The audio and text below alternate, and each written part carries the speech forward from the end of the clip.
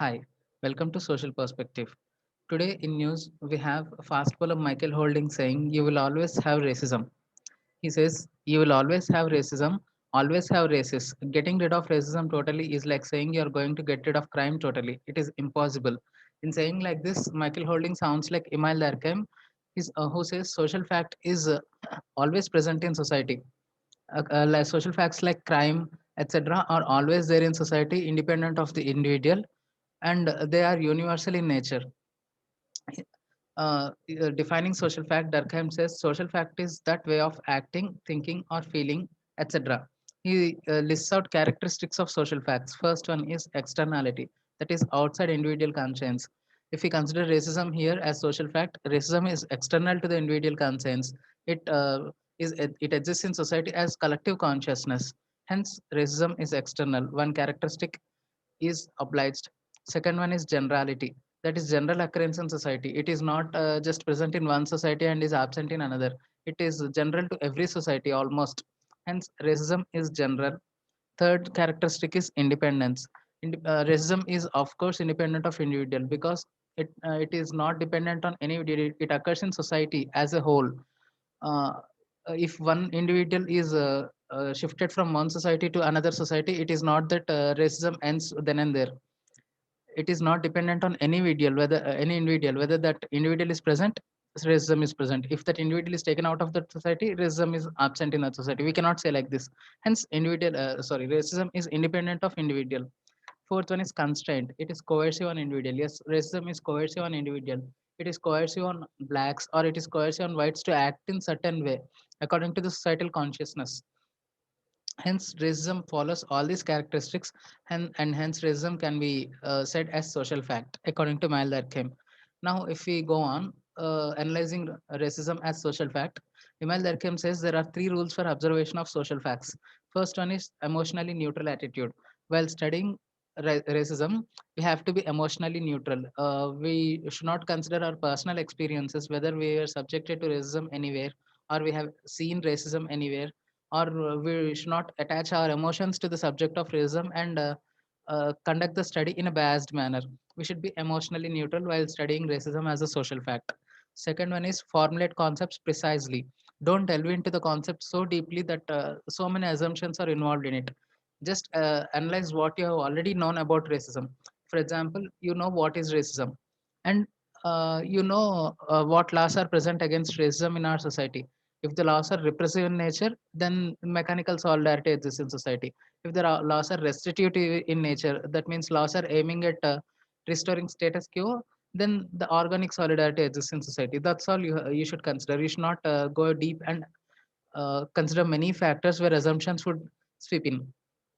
Third rule is objectivity. We should be as objective as possible while studying racism as a social fact. Subjectivity must not be accepted.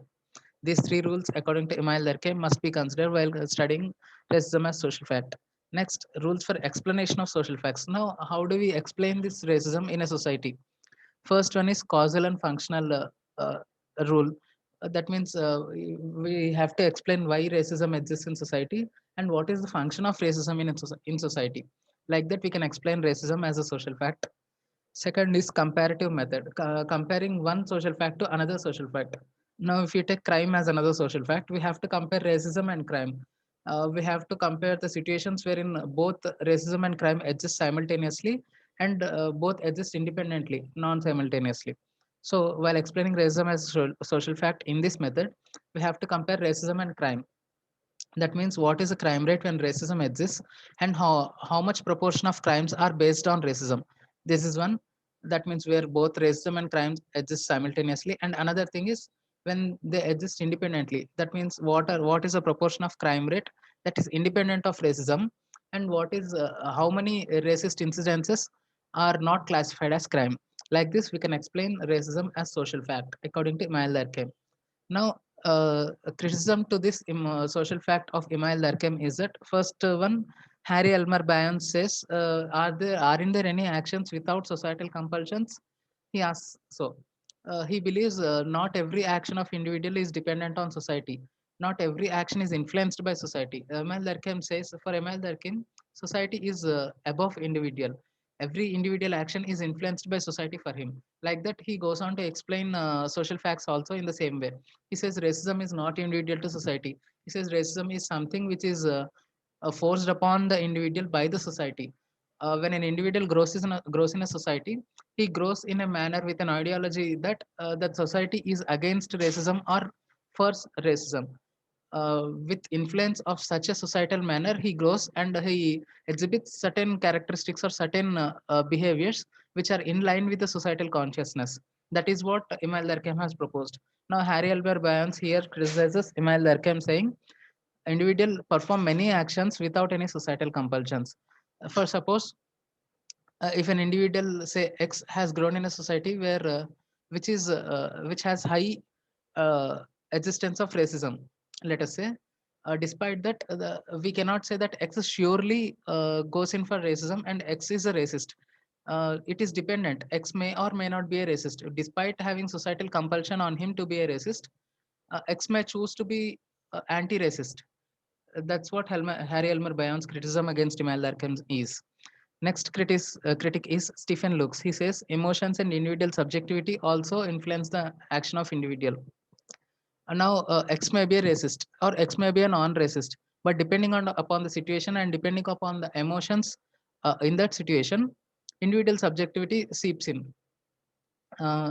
Suppose if he is an anti-racist, but depending upon the situation, he may act as a racist, depending upon his emotions. That is what Stephen Lowe criticizes Emile Durkheim. Next, the criticism is of Max Weber. He says individual interpretation. He says social facts does not lie individually or independently of individual. Social facts lie within the individual, and individuals react to those social facts based on the interpretation of that social fact. Suppose racism does not exist independently of individual. Racism exists within the individual, and depending upon the individual's interpretation of that racism, the individual may choose to act within which ways he feels comfortable. That is what Max Weber says. Hence, we have analyzed racism based on this article as a social fact according to Emile Durkheim's theory. Moving on, here we have an article saying farmers hold nationwide protests, reiterate demands. We have farmer protests going on since a year against the three farm bills, predominantly in Punjab and Haryana in North India. If you say they are non-existent almost in rest of India. Now, without going into pros and cons of farm bills, without going into technicalities of the farm bills, we try to analyze why farmers are protesting in a sociological perspective. These farm bills, when they are being introduced, the content of that farm bills is that one is contract farming.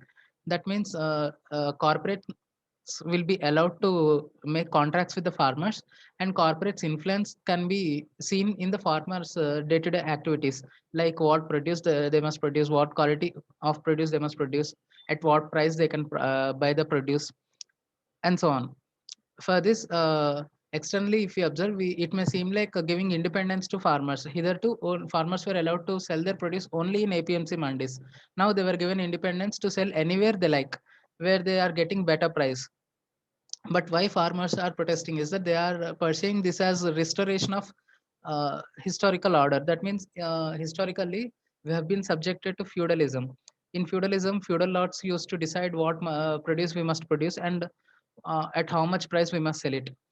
Now farmers see these farm bills as restoration of that feudal order. Again, if capitalists come in, they have some say in the day-to-day activities of farmers. It is again restoration of some higher class, that is have class, someone to dominate upon farmers.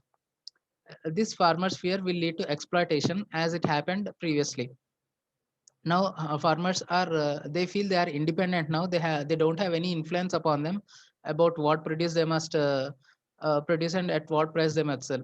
They are getting better price, minimum support price, at whatever quality they are producing and at whatever amounts they are producing. They are producing whatever crop they like. That means they have some amount of independence now. If contract farming is again brought into existence, they may lose this independence, though they are. That means they may change the relations of production according to even if we analyze this in Karl Marx mode of production. Hence, that is why farmers were fearing that. This influence may exploit them again and may lead to their alienation from the society and from economics. This is what we can understand why farmers are protesting in sociological perspective with the help of Karl Marx mode of production concept. Moving on, there is an article saying three orphan children get ex gratia, an amount of 10 lakh each deposited in their bank accounts. Ex gratia of 10 lakh each to three children whose parents have died of coronavirus infection recently. The financial assistance was offered to the children as per the state government's policy of coming to the rescue of the children who have lost their parents to coronavirus. Now, why this ex gratia amount must be given is we have this concept called forced division of labor by Emile Durkheim. He says, not a capitalist society which leads to exploitation, as Karl Marx opined, but it is forced division of labor due to denial of equality of opportunity, says Emile Durkheim. Now, this losing of parents due to coronavirus is though some due to some external factor, not some economic factor, as Karl Marx said. It is leading to denial of opportunity. Now, Emile Durkheim feels that this denial of equality of opportunity may lead to polarization of classes, may lead to social exclusion and alienation, and may lead to conflict. Though it is a remote possibility, uh, chances are there for conflict due to denial of opportunity. Hence, Emile Durkheim feels that equality of opportunity must be restored and they must be brought to the forefront. For that, if we see what equality of opportunity they lost, children of those succumbed to coronavirus, they lost equality of opportunity in education, health, and their personal economic growth, basically. So these equality of opportunity must be restored in terms of education and health. For that, financial assistance must be given to them to look into their finances and restore their externalities and come into the same footing as others to restore equality of opportunity. Hence, ex gratia is required to bring social order in a society according to Emile Durkheim. That is what we have today in sociological perspective to discuss in newspaper. Thanks and have a nice day.